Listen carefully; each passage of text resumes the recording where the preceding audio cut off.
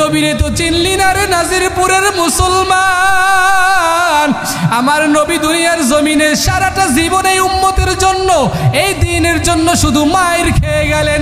ওই তায়েফের জমিনে একটা পাহাড় আজও পর্যন্ত লাল, যেই পাহাড়ের মধ্যে আমার নবীর রক্ত লেগেছিল। আমার নবী দাওয়াতের জন্য যখন তায়েফে যায়, তায়েফবাসী পাগল পাগল বলিয়া পাথর নিক্ষেপ করিয়া 12.5 কিলোমিটার পথ নবীকে তাড়াইছে, দৌড়াইছে। নবী দৌড়ায়, রক্ত পড়তেছে, নবীর শরীর দিয়ে শুধু রক্ত আর রক্ত পড়ে রে মুমিন। আমার পয়গম্বর রক্ত নিয়ে দৌড়ায়, রক্ত পরে পরে কিতাবের মধ্যে আসছে ওই 2টা জোতা মুবারক আটকায়া গেছে। আমার নবী একটা পাহাড়ের সাথে হেলান দিয়ে আর দৌড়াইতে পারে না।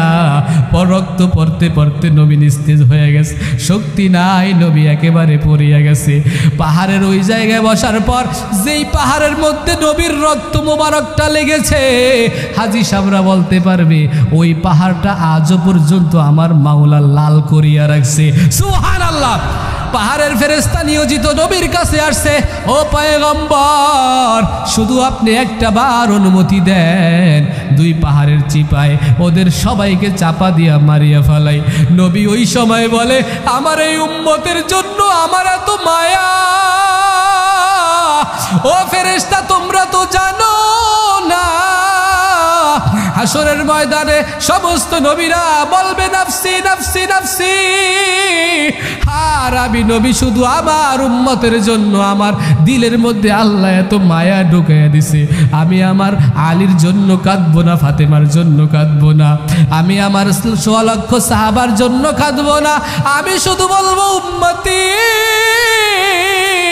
হায় আল্লাহ আমার গুনাহগার উম্মত গুলারে দেও, হায় আল্লাহ আমার উম্মত গুলাকে আমার কাছে দিয়া দাও। এই নবী শুধু এখানেই নয়, ওই যে উহুদের জমিনের খবর আপনারা সবাই জানেন, নবীর দান মোবারকটা শহীদ।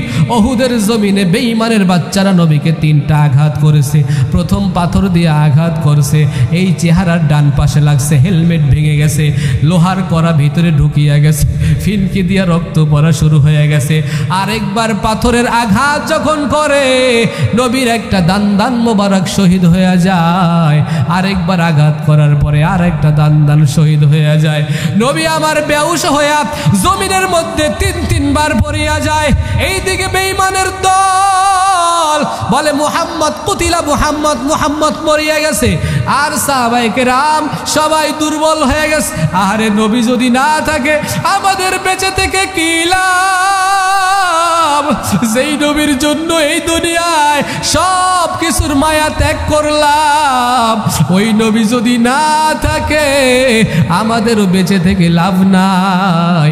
আলী রাদিয়াল্লাহু তাআলা আনহু কান্না করে, ওমর কান্না করে, আবু বকর কান্না করে। খুঁজতে খুঁজতে দেখে নবী গর্তের মধ্যে পড়ে আছে। নবীকে উঠাইয়া বলে, ও পয়গম্বর কি হয়েছে আপনার? আপনি কোনো চিন্তা করবেন না। নবী বলে, দেখো এই দ্বীনের জন্য আমার 2টা দান মোবারক শহীদ হয়ে গেছে। এ মুসলমান যুবক ভাই, একটা দাঁত লড়তে আছে, সেইটা যখন আমরা উঠাই তখনও কি পরিমাণ ব্যথা লাগে। আর একটা কাঁচা দাঁত যদি এইভাবে পাথরের আঘাতে পড়িয়া যায়, ব্যথাটা না কত জোরে লাগছে। আরেকটা পাথরের আঘাতেই চাপার ভিতরে লাগছে। নবী কিতাবের মধ্যে বর্ণনা এরকম আসছে, নবী আমার বলে, আমি আমার এই যুদ্ধের পরে আমার হায়াতের শেষ পর্যন্ত এই যে পাথরের আঘাত চাপার ভিতরে লাগছে, এই দাঁত সম্পূর্ণ দাঁতে একটা আঘাত লেগেছিল। এই যুদ্ধের পর থেকে আমি নবী আর শক্ত কোনো জিনিস চাবায়া খাইতে পারি নাই।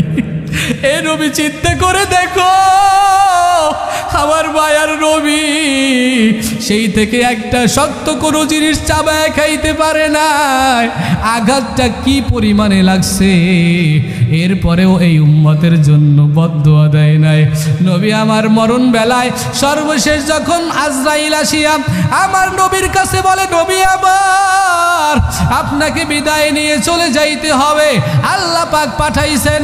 আমার আল্লাহ পাকের কাছে নবী সঙ্গে সঙ্গে আজরাইল রে পাঠায় বলে, আজরাইল যাও যাও, আমি জিবরাইল রে ততক্ষণ পর্যন্ত অনুমতি দিব না যতক্ষণ আমার উম্মতের কোনো ফয়সালা আমি না শুনিয়া যাইব। আমি যাওয়ার পরে আমার উম্মতের কি অবস্থা হবে। জিবরাইল আসছে, আসার পর নবীর কাছে বসছে। নবী আপনি টেনশন করিয়েন না। নবী তাকে দেখে দুই চোখের পানি সারিয়া সারিয়া নবী কান্না করতে আছে। জিবরাইল জিজ্ঞেস করে, নবী মরণের চিন্তায় কান্না করেন না? এই মুখ হইতে পারে না, আপনি কোনোদিন মরণের ভয়ে কান্না করার কথা এটা প্রশ্নই আসে না, তাইলে আপনি কেন কান্না করেন? নবী তাকে দেখে জিবরাইল দুই চোখের পানি সারিয়া সারিয়া কান্না করতেছে। এবার নবী পাল্টা প্রশ্ন জিবরাইলকে করলো, ও জিবরাইল তুই কেন কান্না করো সেইটা আগে কর। জিবরাইল ডাক দিয়া বলে, নবী আমাকে আল্লাহ একটা দায়িত্ব দিয়েছে, ওহী নিয়ে যাওয়ার দায়িত্ব। সমস্ত ফেরেশতাদের সমস্ত নবীদের কাছে আমি ওহী নিয়ে গেছি, কারো কাছে 100 বার 200 বার 700 বার 1200 বার, কিন্তু আপনার কাছে আল্লাহ আমারে এতবার পাঠাইছে, প্রায় 24,000 বার আপনার কাছে পাঠাইছে। 24,000 বার আপনার কাছে আসা যাওয়া করতে করতে, আপনার মোবারক চেহারা দেখতে দেখতে আপনার সাথে আমার এমন একটা মুহাব্বত, ও নবী আমার, আমি চিন্তা করতেছি আজকে যদি আপনি দুনিয়ার থেকে চলিয়া যান, আমি আর কালকে থেকে আপনার এই সুন্দর চেহারাটা দেখতে পারবো না। এই জন্য আমি কান্না করতেছি রে নবী। এবার বলেন আপনি কেন কান্না করেন? আমার নবী ডাক দিয়া বলে, ওরে জিবরাইল, আমিও শুনে নাও, আমার কলিজার টুকরা হাসান হোসাইনের জন্য কাঁদি না, আমার ফাতেমার জন্য কাঁদি না, আমার আলীর জন্য কাঁদি না, ওমরের জন্য কাঁদি না, আমি শুধু কান্না করতেছি আমি নবী চলিয়া যাওয়ার পর আমার এই এতিম গুনাহগার উম্মতের কি অবস্থা হবে। এরে জিবরাইল যাও যাও, তাড়াতাড়ি আমার আল্লাহর কাছে যাও, আমার আল্লাহর থেকে তাড়াতাড়ি ফয়সালা শুনিয়া নাও, আমার উম্মতের জিম্মাদারি কে নিবে? এর আগ পর্যন্ত আমি আজরাইলকে অনুমতি দিব না। জিবরাইল আল্লাহর কাছে গিয়ে বলে, আল্লাহ আপনি তো সব জানেন, সব দেখেন, সব বুঝেন, আপনি বলেন আপনার হাবিব যেটা বলছে উম্মতের ফয়সালা কি হবে। আল্লাহ বলে, যা জিবরাইল যা, আমার নবীরে আর আমি মৃত্যুর সময় কষ্ট দিতে চাই না। এই নবী দুনিয়ায় এসে অনেক কষ্ট করেছে, এই পর্যন্ত আর যত নবীরে আমি দুনিয়ায় পাঠাইলাম কোন নবী আমার নবীর মতো এত কষ্ট সহ্য করে নাই। আমার নবী রাস্তা দিয়া যখন হাঁটিয়া দিনের দাওয়াতের জন্য গিয়েছে, বেঈমানের দলেরা ওই যে ময়লা পানির সব জুটা নবীর চেহারায় ফিক্কা মারছে। আমার নবী নামাজে দাঁড়াইছে, বেঈমানের বাচ্চারা পচা উটের নারী বুড়ো নবীর সমস্ত কাঁধের উপরে চাপায় দিছে, নবী উঠতে পারে না। হযরতে ফাতেমা আয়েশা বলে, ও গো পয়গম্বর, ও আমার আব্বাজান, তুমি কি আসলেই খারাপ মানুষ নাকি বলো একটু। ফাতেমা তার আব্বারে সরাসরি প্রশ্ন করছে, ও আব্বাজান আপনি কি আসলেই খারাপ মানুষ? নবীজি ফাতেমার দিকে তাকে কি বলবে, নবী চোখের পানি ছেড়ে দিছে আর বলে, ও ফাতেমা আমি নবী খারাপ না, আমি নবী খারাপ না। শুনিও রে, আমার একটাই অপরাধ, আমি কেন কালেমার কথা কই, এক আল্লাহর কথা কই।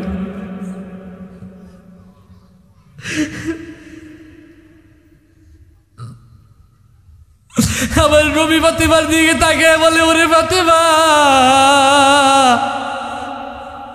আমি নবী জীবনে খারাপ চরিত্র নিয়ে দুনিয়ায় আসি নাই, আমার চরিত্রের ঘোষণা আমার আল্লাহ দিছে, ওয়া ইন্নাকা লাআলা খুলুকিন আযীম।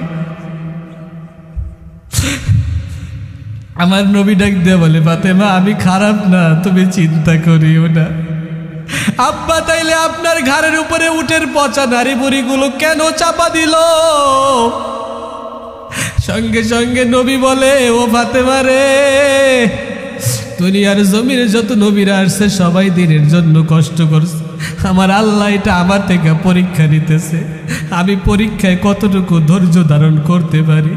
আমার উম্মতের জন্য আমি বদদুয়া দেই না, আমার নবী একদিন মসজিদের মধ্যে বসা, এমন সময় একটা কাফের দৌড়ে আসছে। আয়েশা নবীর গলার ভিতরে একটা গামছার মতো কাপড় দিয়ে নবীর গলার ভিতরে পেঁচায় ধরছে। পেঁচায় ধরে এমন জোরে টান মারছে, নবীর জিহ্বা মোবারক বের হয়ে গেছে।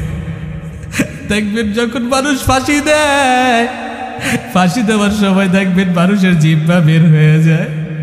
এরে মুসলমান, চিন্তা করে দেখো আমার মায়ার নবী এই উম্মতের জন্য কত কষ্ট করেছে, কত চোখের বাড়ি ফালাইছেন, কত লাঞ্ছনা সহ্য করেছে। এরপরে কোনোদিন এই উম্মতের জন্য বদদুয়া দেয় নাই। আজ নবী মদিনায় শুয়ে শুয়ে এই উম্মতের জন্য কাঁদে। আমার নবী এবার মৃত্যুর সময় বলে, ও আজরাইল ভাই, বলো আমার আল্লাহ পাক কি ফয়সালা করলো একটু জানায় দাও।